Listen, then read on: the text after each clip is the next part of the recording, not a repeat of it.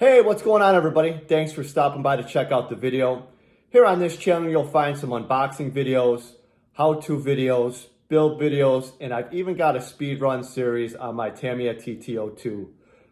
If any of that interests you, be sure to hit that subscribe button. Coming this spring, I recently picked up my first airplane, and I'm sure nothing's gonna go wrong with that as I've never flown anything. So be sure to click that subscribe button. I've got an unboxing video coming up for my UMX Radon. Today we're going to take a look at the Axial SCX10 2 Raw Builders Kit. Kit number AXI90104. This kit was released back in 2018. So hey, I know it's 3 years old, but it's just a lot newer than my last video on the Tamiya Grasshopper. This kit replaced the original SCX10 Builders Kit. I like to buy kits. I feel that I get to know the vehicle better for when I break things or I'm going to replace an item. I'm better equipped to make those changes.